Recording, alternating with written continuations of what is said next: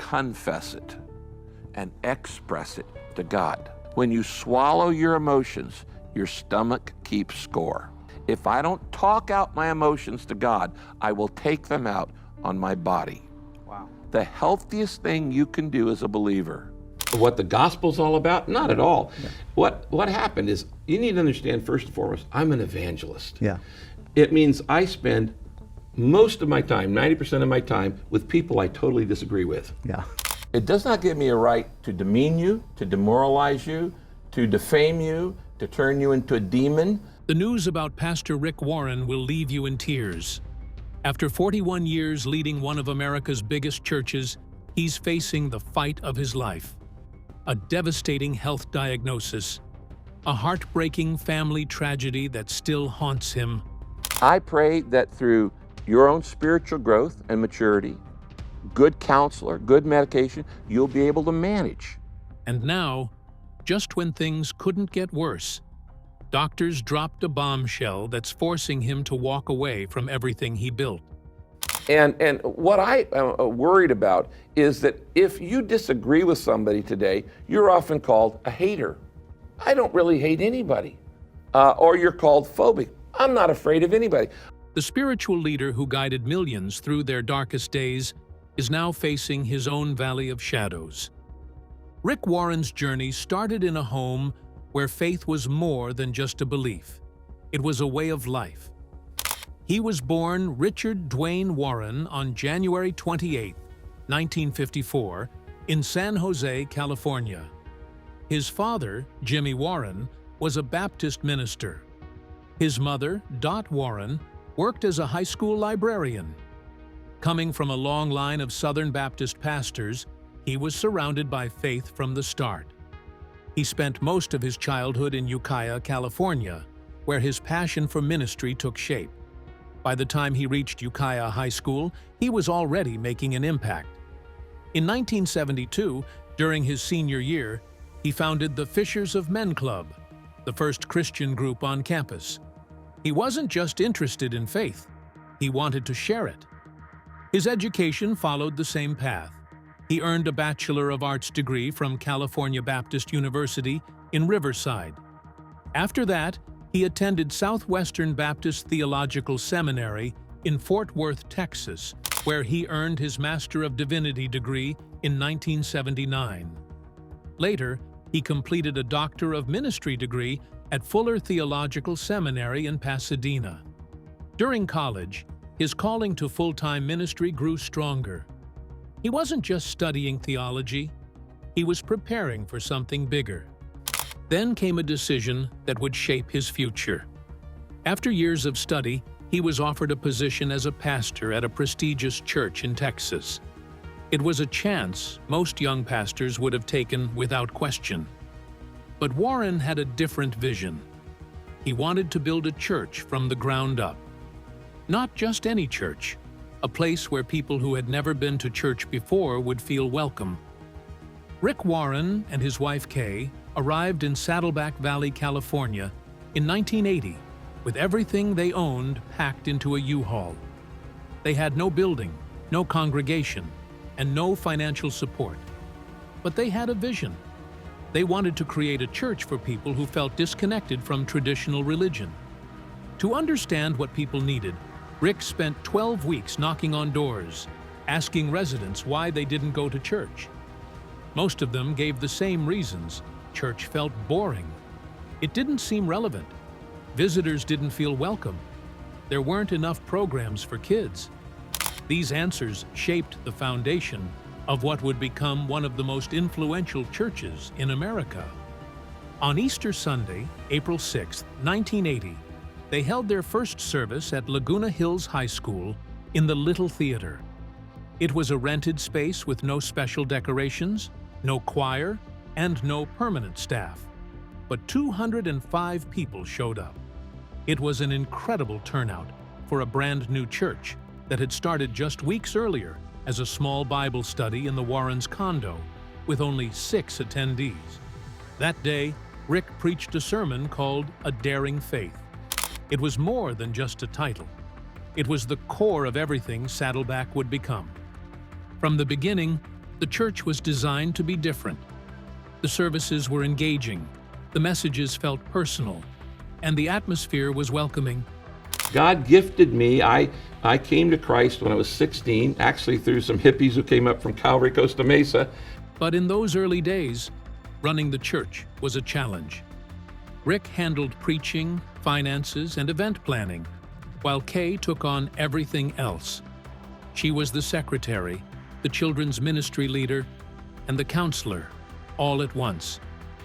They didn't have a staff, just a handful of volunteers and a growing number of people who believed in what they were building. The church grew quickly. By 1981, Saddleback had outgrown its first location. Without a permanent home, they moved from one rented space to another. For years, they were a church without walls, holding services in high school theaters, gymnasiums, and community centers. Every Sunday, volunteers arrived early to set up chairs, sound equipment, and supplies, only to pack everything up again after the service. This continued for 13 years until the church finally moved into its own building in 1993. The rapid growth was fueled by a new way of doing ministry. Instead of following traditional church models, Warren introduced a purpose-driven approach based on 5 biblical principles: worship, fellowship, discipleship, ministry, and evangelism. These ideas, later outlined in his 1995 book, The Purpose-Driven Church, spread far beyond Saddleback. More than 200,000 church leaders around the world adopted this model, transforming the way modern churches operated. By 2025, Saddleback had more than 30,000 weekly attendees across multiple campuses, including locations in Berlin, Hong Kong, and Buenos Aires. It also had a massive online community. But what made it stand out wasn't just its size. It was the way it kept people connected. Saddleback built one of the largest small group networks in the world. By 2025, small group participation had grown to 110% of weekend attendance. That meant more people were meeting in homes during the week than attending services on Sundays. Saddleback also developed programs to address struggles people faced in everyday life. One of the most impactful was Celebrate Recovery, a program that helped people overcome addiction and trauma. Since its launch, it has been adopted by churches worldwide, helping millions of people find healing. Despite its success, the church faced criticism. Some religious leaders argued that Warren's approach was too focused on making church appealing rather than traditional. They believed his emphasis on accessibility weakened the message of faith. But Warren stood firm. He believed that if people weren't coming to church, the church needed to meet them where they were. This belief guided every decision, from the way services were structured to the language used in sermons. Financial struggles were another challenge in the early years. Without wealthy donors or outside funding, the church had to operate on a tight budget. The Warrens lived modestly, pouring their time and resources into growing the church. There were moments when it seemed impossible to keep going, but they never stopped. Rick Warren's The Purpose-Driven Life came out on October 1st, 2002. It wasn't just a book, it was a phenomenon. Designed as a 40-day spiritual journey, it asked one big question: what on earth am I here for? That question hit home for millions. Within months, the book was everywhere. By January 2003, it had sold over 500,000 copies and earned the Gold Book Award. By March, it passed 1 million. By 2005, it had reached 20 million. It became the best-selling hardcover nonfiction book in history, selling over 32 million copies in its first 10 years. By 2020, that number had grown to 50 million, with translations in more than 85 languages. The book didn't just sell, it changed lives. Entire churches read it together. Pastors built sermons around its lessons.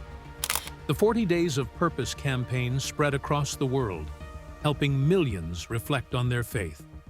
In Rwanda, President Paul Kagame read The Purpose-Driven Life and reached out to Warren. He wanted help using faith-based programs to tackle poverty and rebuild communities. This led to the PEACE Plan, an initiative that focused on education, healthcare, and economic development. Celebrities and world leaders found inspiration in its pages. Michael Phelps credited The Purpose-Driven Life with helping him get through rehab. In 2005, hostage Ashley Smith used the book to calm her captor. She read to him, and by morning, he let her go. U.S. Presidents George W. Bush and Barack Obama referenced the book during their time in office. NFL legend Ray Lewis gave it to his teammates. Singer Carrie Underwood spoke about how it influenced her life. It wasn't just a Christian book. It became a global conversation about meaning and purpose. At its core, The Purpose-Driven Life offered 5 key lessons. First, humans were created to worship, not just in church, but in everyday life. Second, people were made for community and deep relationships. Third, spiritual growth came from becoming more Christ-like. Fourth, everyone had unique talents meant for helping others. Fifth, life's ultimate goal was to share faith and spread hope.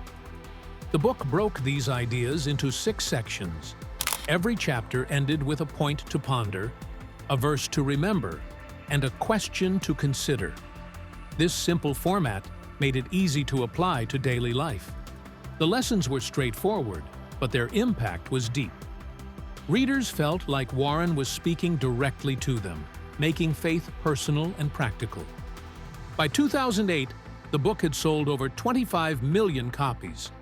It dominated bestseller lists, staying on the New York Times, Wall Street Journal, and Publishers Weekly charts for over 90 weeks. The 40 Days of Purpose campaign played a huge role in its success. Entire congregations studied the book together, turning it into a shared experience rather than just an individual one. The book's influence spread far beyond churches. In Rwanda, Warren's PEACE plan helped communities fight poverty and social injustice. In the Philippines, singer Jamie Rivera released an album inspired by The Purpose-Driven Life, and it went gold and platinum. The book led to devotionals, study guides, and even music albums based on its teachings. By 2005, nearly 2/3 of American evangelicals had read it. More than a quarter of all Americans had engaged with its content in some way. Despite his success, Warren stayed true to his mission. He reversed his salary from Saddleback Church and donated most of his book royalties to charity. He funded HIV/AIDS prevention programs and supported global outreach efforts. His humility made his message even stronger. People didn't just read his words. They believed in him. Over time, The Purpose-Driven Life became more than a bestseller. It became a movement. It gave people a way to talk about faith, purpose, and meaning. It shaped how churches operated and how individuals lived their lives. Even now, its influence keeps growing, proving that one question, "What on earth am I here for?" can change everything. Rick Warren made a decision in 2003 that few pastors of his status would ever consider. He stopped accepting his $110,000 annual salary from Saddleback Church. At the time, The Purpose-Driven Life had become one of the best-selling hardcover books in U.S. history. The book brought in millions in royalties, giving Warren financial security far beyond what his church salary provided. But for him, wealth was never the goal. He wanted to make sure no one could ever say he was using his church for personal gain. Then he went even further. Warren didn't just stop taking a salary. He gave back every paycheck he had received from Saddleback over the previous 25 years. That added up to hundreds of thousands of dollars, all returned to the church. It was an unheard-of move, especially among megachurch pastors, many of whom faced criticism for their personal wealth. But Warren believed in leading by example. If he was going to ask people to be generous, he had to show them what generosity looked like. His biggest financial decision came with what he called reverse tithing. Traditionally, Christians donate 10% of their income to charity or religious causes. Warren flipped that formula, choosing to give away 90% of his income and live on just 10%. The royalties from the purpose-driven life could have made him one of the wealthiest pastors in history. Instead, he used them to fund causes he believed in. He didn't upgrade his lifestyle. He didn't buy mansions or private jets. He kept living in the same house he had owned for years, showing that money was a tool, not a purpose. His decisions gained attention far beyond the church world. Business leaders, philanthropists, and even skeptics of organized religion took notice. Many saw Warren as a different kind of religious leader, one who didn't just talk about values, but lived by them. His approach to wealth became a model for ethical financial stewardship, proving that success wasn't about how much you could accumulate, but about how much you could give away. Warren and his wife, Kay, didn't stop at personal giving. They used their resources to create 3 major foundations focused on evangelism, poverty, literacy, and disease prevention. With a few exceptions, there's little focus on the people who are suffering from conditions that under different circumstances could be you or me. These efforts became part of the PEACE plan, a global initiative that aimed to tackle what Warren called the 5 global giants: spiritual emptiness, corrupt leadership, poverty, disease, and illiteracy. One of their most impactful initiatives focused on the HIV/AIDS crisis. In 2004, Kay Warren launched the HIV/AIDS initiative to mobilize churches in caring for people affected by the disease. The program provided resources for treatment and worked with both public and private organizations to fight the epidemic. It was especially focused on children orphaned by the crisis. The Warrens believed churches had a responsibility to be on the front lines of issues like this, offering practical help instead of just prayers. Then, in 2013, their family faced a tragedy that changed their mission even further. Their youngest son, Matthew, died by suicide after struggling with mental illness for years. In response, Rick and Kay Warren turned their grief into action. They used their platform to raise awareness about mental health, working to reduce the stigma around depression and suicide. They started new programs to help churches support people struggling with mental illness, something that had long been overlooked in many religious communities. Rick Warren was never just a preacher. He knew how to bring faith into public life in ways few had done before. In 2008, he proved it by hosting the Civil Forum on the Presidency at Saddleback Church in Lake Forest, California. It was August 16th, just months before the election. For the first time in the campaign season, Barack Obama and John McCain appeared on the same stage. This wasn't a debate. It was a back-to-back interview, with each candidate answering the same set of questions. A coin toss decided that Obama would go first. McCain waited in what was called a cone of silence, so he couldn't hear Obama's answers. Later, some questioned whether he had really been kept from listening because his responses seemed unusually quick and polished. The forum covered some of the most divisive topics in American politics: faith, abortion, same-sex marriage, wealth inequality, and stem cell research. One answer stood out. When Warren asked when life begins, Obama hesitated. He said defining that was above his pay grade. That response sparked heated debate. McCain, in contrast, answered without hesitation. He said life begins at conception. Both candidates also spoke about personal failures. Obama admitted to using drugs as a teenager. McCain talked about his failed first marriage. The event was a huge success. Major networks broadcast it live. Evangelical platforms like Trinity Broadcasting Network and Daystar carried it as well. Tickets sold out fast, with some reselling for as much as $1,000. It was clear how much influence Warren had, but not everyone supported what he was doing. Critics said the event blurred the line between church and state. Some also felt the way McCain and Obama were separated wasn't entirely fair.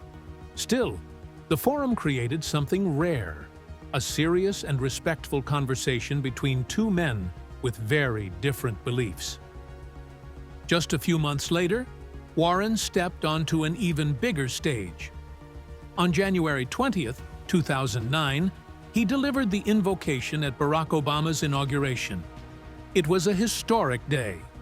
Obama became the first African-American president, and Warren stood before the nation leading a prayer that was both powerful and controversial. As an evangelical leader known for conservative views on abortion and same-sex marriage, he faced criticism from both sides. Liberals were angry that Obama had invited him. Some conservative evangelicals were just as upset, believing Warren had no business supporting a president who was pro-choice. Still, Warren approached the moment in his own way. He called the inauguration a hinge point of history and spoke about what unites Americans. He said the country is not bound together by race or religion, but by its commitment to freedom and equality. He prayed for the nation and for Obama's leadership. He spoke about overcoming poverty, racism, and environmental challenges. Then, at the end, he made a choice that stirred even more controversy. He prayed in Jesus' name. Many had hoped for a more neutral or interfaith approach. Instead, Warren stayed true to his beliefs, closing with the Lord's Prayer, a defining part of Christian worship.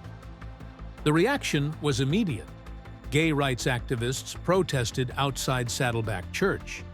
Some Obama supporters felt it was a mistake to include him, but Obama defended his decision, saying that leadership meant engaging with different perspectives, even those that didn't always align with his own.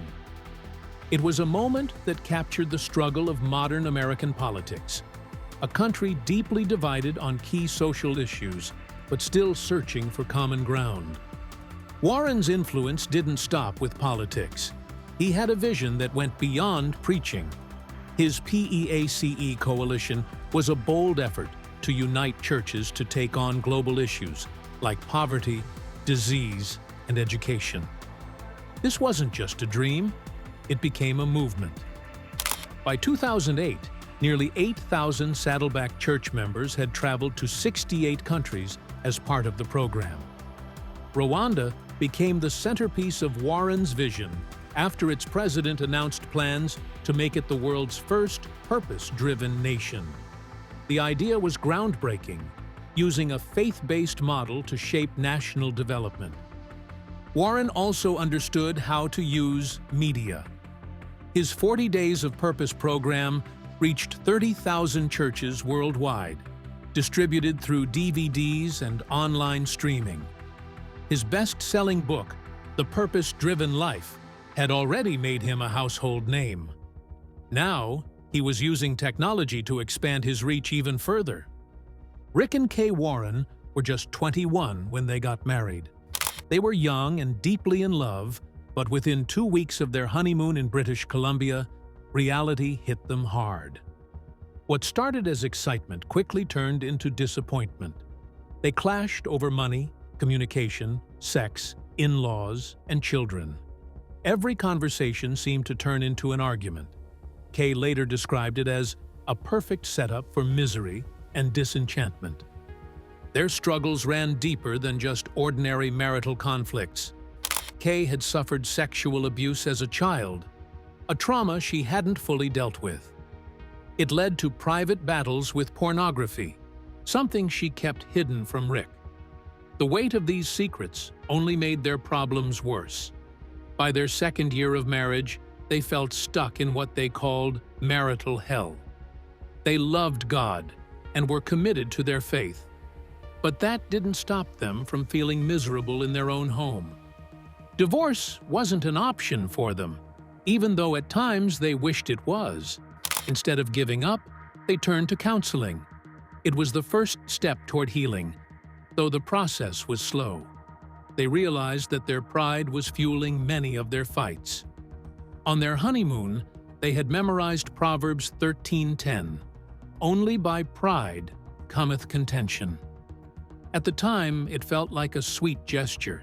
Now it was a painful truth they had to confront daily.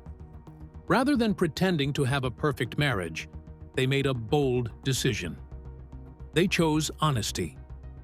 Most pastors try to present their families as role models, but Rick and Kay decided to be open about their struggles.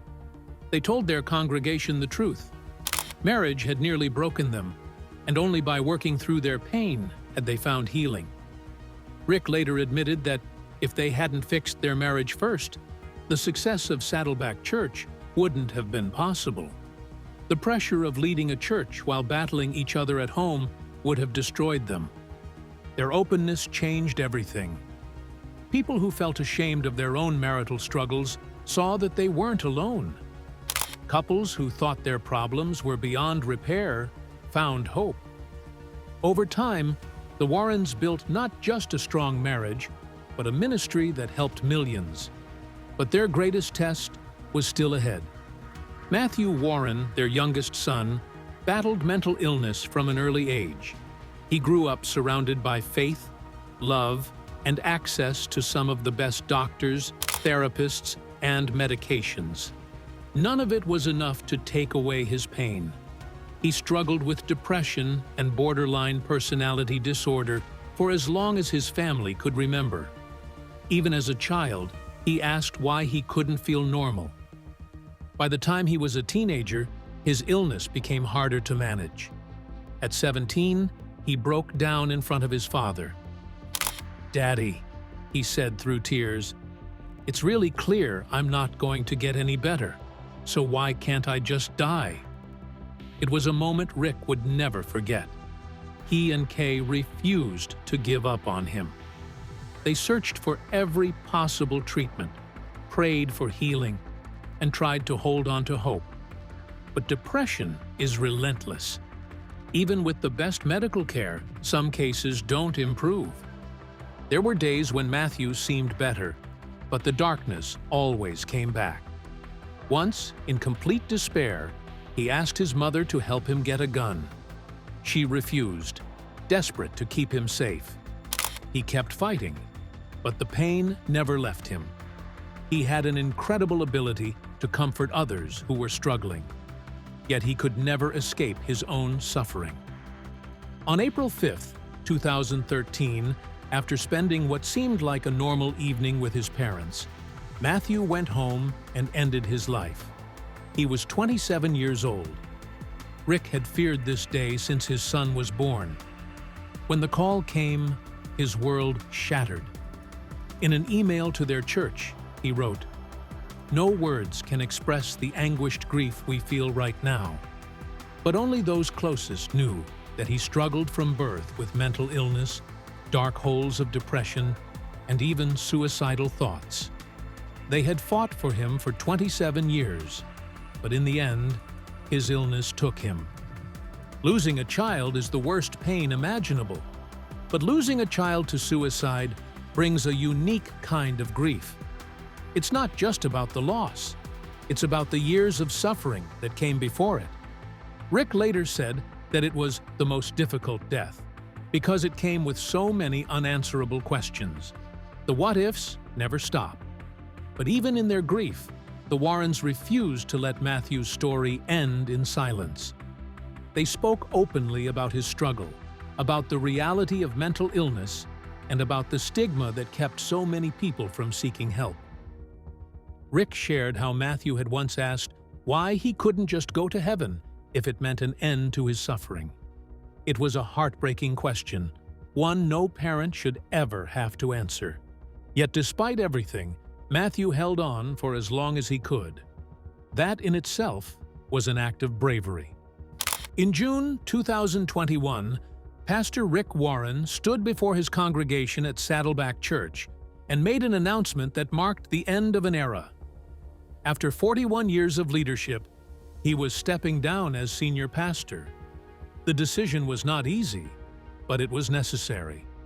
Warren had been diagnosed with spinal myoclonus, a rare neurological condition that caused involuntary spasms and blurred vision when his adrenaline surged.